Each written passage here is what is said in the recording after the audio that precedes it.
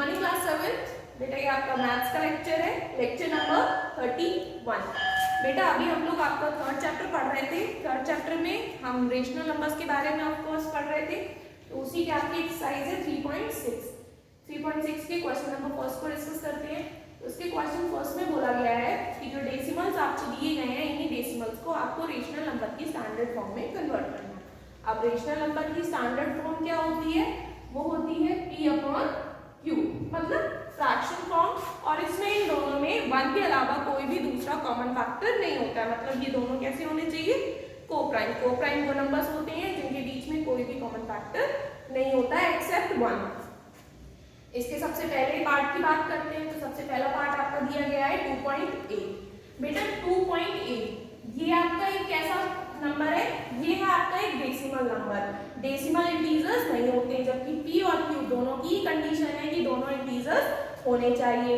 अब हमें इसको फ्रैक्शन में कन्वर्ट करना है, जिसके लिए हमें सबसे पहली चीज चाहिए क्या? डिनोमिनेटर। अब डिनोमिनेटर तो यहाँ है नहीं, तो जहां डिनोमिनेटर नहीं होता है एक्चुअल में वहां कौन सा डिनोमिनेटर होता है? 1। ठीक है, अभी 1 तो आ गया, बट ये डेसिमल ऊपर अभी भी है। अब इस डेसिमल को हम कैसे कन्वर्ट करेंगे?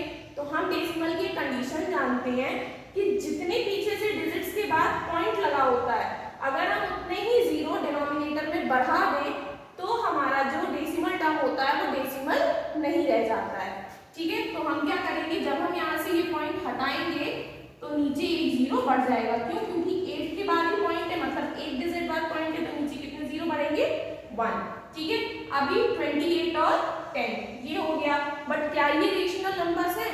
तो ये रेशनल नंबर्स नहीं है, क्योंकि रेशनल नंबर्स की कंडीशन है कि न्यूमरेटर और डिनोमिनेटर में 1 के अलावा कोई भी कॉमन फैक्टर नहीं होना चाहिए। ठीक है, जबकि हमें यहाँ क्लियरली दिख रहा है कि ये दोनों ही 2 से डिविजिबल है, मतलब एक कॉमन फैक्टर हमारे पास है। तो हम इसको फर्स्ट ऑफ ऑल क्या करेंगे? सिंप्लीफाई। कैसे? हमारे नॉर्मल कैंसिलेशन मेथड से। तो हम इसको कैंसिल करेंगे। जब हम इसको कैंसिल करेंगे तो ये किससे कैंसिल हो जाएंगे? ये होगा हमारा 2 से कैंसिल। तो 28 को जब हम 2 से कैंसिल करेंगे तो 14 एंड 10 को जब हम कैंसिल करेंगे तो 5। अब हमारा फाइनल आंसर क्या है? 14/5। और 14/5 आप जानते हैं कि इनमें कोई भी कॉमन फैक्टर नहीं है एक्सेप्ट 1। तो ये हमारे प्रॉपर P/Q यानी कि रेशनल नंबर्स की स्टैंडर्ड फॉर्म में आ गए हैं। अब इसको आगे हम सिंप्लीफाई नहीं कर सकते। तो 2.8 का रेशनल स्टैंडर्ड फॉर्म क्या है? 14/5 and this is your answer. इसके बाद आप एक इसका थर्ड पार्ट देख लीजिए, क्योंकि ये थोड़ा सा डिफरेंट है। ठीक है, अब थर्ड पार्ट में क्या दिया है? -0.75। तो आपके दिमाग में क्वेश्चन आएगा कि मैम क्या माइनस भी हो सकता है? तो बिल्कुल हो सकता है, क्योंकि P हमारा क्या होता है? इंटीजर, और इंटीजर्स नेगेटिव भी होते हैं और पॉजिटिव भी होते हैं। कंडीशन सिर्फ इतनी होती है कि वो नंबर लाइन पे लाई करनी चाहिए। डेसिमल नहीं कर सकते हैं, बट अदरवाइज नेगेटिव पॉजिटिव कर सकते हैं। ठीक है, तो अब हमें इस डेसिमल को अगेन फ्रैक्शन में कन्वर्ट करना है, जिसके लिए हम डिनोमिनेटर सबसे पहले हमारा 1। अब बात आती है इस डेसिमल को कन्वर्ट करना है, तो इसमें कितने डिजिट्स के बाद जीरो लगा है? 1 2 डिजिट्स के बाद पॉइंट लगा है, तो यहाँ नीचे कितने जीरो बढ़ेंगे? 2। तो ये हमने पॉइंट यहाँ से हटाया तो कितने जीरो बढ़े? 2। अभी ये क्या बन गया हमारा? -75/100, बिकॉज आप जानते हैं कि इधर जीरो का कोई भी मतलब नहीं है, इसकी कोई भी वैल्यू नहीं होती है। अब आप देख रहे हैं कि 75 और 100 दोनों में ही एक कॉमन फैक्टर है, दैट इज 5। तो हम 5 से इसको कैंसिल करते हैं ताकि ये हमारा सिंप्लीफाई हो। जब हम इसको 5 से कैंसिल करेंगे तो ये जाएगा बेटा 15 टाइम्स और ये जाएगा आपका 20 टाइम्स। अभी भी इसमें एक कॉमन फैक्टर है इन दोनों में, दैट इज योर 5। अब ये 5 से अगेन कैंसिल होगा। जब हम इसको फिर से कैंसिल करेंगे तो ये आपका जाएगा 3 टाइम्स एंड ये जाएगा आपका 4 टाइम्स। अभी इसकी फॉर्म क्या है? -3/4। ऊपर भी इंटीजर है, नीचे भी इंटीजर है, और इन दोनों में कोई भी कॉमन फैक्टर नहीं है एक्सेप्ट 1। तो ये आपका स्टैंडर्ड रेशनल नंबर्स की फॉर्म में आ चुका है। ठीक है, तो ये आपका आंसर है। ओके,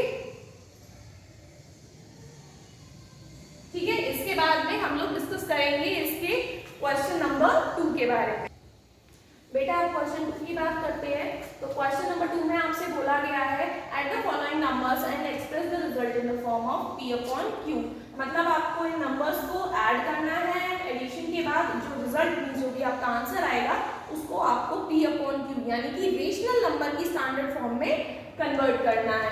ठीक है, तो चलिए इसके फर्स्ट पार्ट की बात करते हैं। फर्स्ट पार्ट में आपको दिया है 3.8 एंड 8.7 मींस अभी आपको एडिशन करना है किसके बीच में, 3.8 और 8.7 के बीच में ऐड करते हैं। तो बेटा डेसिमल्स की एडिशन आपको आती है। देखिए 3.8 ये पॉइंट की बाद की डिजिट है, ये पॉइंट की बाद की डिजिट है, इसको हम ऐड करेंगे तो 8 + 7 कितना होता है 15, दैट इज 5 इधर डेसिमल क्योंकि 1 डिजिट के बाद ही डेसिमल है। देन हम लेंगे कैरी तो 8 + 3 आपका 11 एंड 11 + 1 12। तो ये तो आपका एडिशन का आंसर आ गया, बट अभी आपको इसको किस में कन्वर्ट करना है, p अपॉन q की फॉर्म में। So in the form of p upon q। देखिए बेटा 12.5 अगेन जैसे हमने फर्स्ट क्वेश्चन किया था उसी तरीके से डिनोमिनेटर 1 डिजिट के बाद पॉइंट है तो यहाँ से हम जब पॉइंट हटाएंगे तो नीचे हमारा एक जीरो बढ़ जाएगा। अभी 125 और 10 आप जानते हैं दोनों के बीच में एक कॉमन फैक्टर है, दैट इज योर 5। अभी हम इसको 5 से सिंप्लीफाई करेंगे, कैंसिल करेंगे तो ये आपका जाएगा 25 टाइम्स एंड ये आपका जाएगा 2 टाइम्स। अब 25 और 2 में आप जानते हैं कि कोई भी कॉमन फैक्टर नहीं होता है एक्सेप्ट 1, मतलब कि ये आपकी प्रॉपर p अपॉन q की फॉर्म में आ चुके हैं। तो इसका आंसर क्या है 25/2। इसी के हम एक और पार्ट का डिस्कस करते हैं जो थोड़ा सा डिफरेंट है।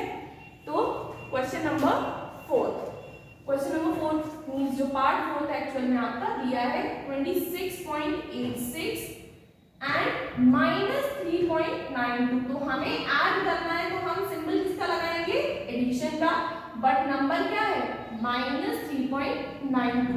तो सबसे पहले तो हम इस प्लस और माइनस को सिंप्लीफाई करेंगे तो 26.86 प्लस माइनस क्या होता है, माइनस आपने ये सीखी है कि प्लस और प्लस क्या होता है, प्लस और माइनस का मल्टीप्लिकेशन क्या होता है माइनस, जबकि माइनस और माइनस का मल्टीप्लिकेशन क्या होता है प्लस। मतलब कि अगर दो सिमिलर साइंस होते हैं तो उनका मल्टीप्लिकेशन प्लस होता है, जबकि अगर दो ऑपोजिट साइंस होते हैं तो उनका मल्टीप्लिकेशन माइनस होता है। तो यहाँ प्लस माइनस क्या हो जाएगा -3.92। अब बेटा हम इसको सॉल्व करेंगे, आपको सब्ट्रैक्शन को क्लियरली दिख रहा है तो 6 - 2 4, 18 - 9 9 and then point 5 - 3 2 and 2 here is 1। तो ये आपका आंसर आ गया। अब इसे हमें कन्वर्ट करना है इन the form of p upon q।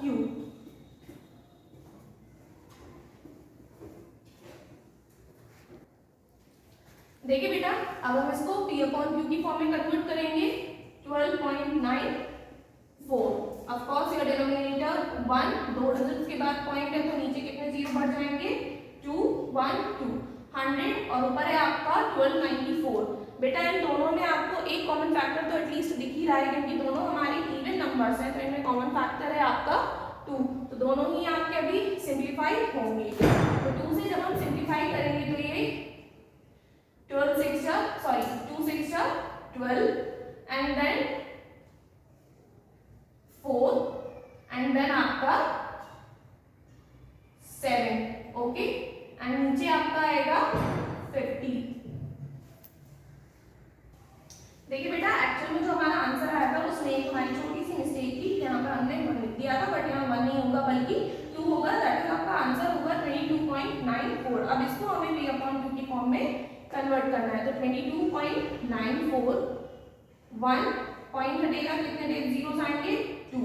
अभी इसको हमें कैंसिल करना है, जब हम कैंसिल करेंगे तो ये कितने टाइम जाएगा 1 1 एंड 4 एंड देन 7 एंड नीचे आपका 15। अब आपको साफ दिख रहा है कि इन दोनों में कोई भी कॉमन फैक्टर नहीं है, मतलब ये आपका प्रॉपर p अपॉन q की फॉर्म में आ चुका है। So here is your answer that is 1147/50। Okay class, तो आपके 2 क्वेश्चंस आपके कंप्लीट हो चुके हैं एक्सरसाइज के। अब फर्स्ट क्वेश्चन में जो आपके बचे हुए पार्ट्स हैं that is second, fourth, fifth, sixth, seventh and eighth, इसके अलावा जो सेकंड क्वेश्चन के बचे हुए पार्ट्स हैं second, third, fifth and sixth, ये पार्ट्स आपको होमवर्क में सॉल्व करने हैं, ओके। एंड ये आपको सॉल्व करने ही हैं। इसके अलावा अगर कोई भी आपको डाउट होता है तो आप व्हाट्सएप ग्रुप से पूछ सकते हैं, ओके। Thank you class.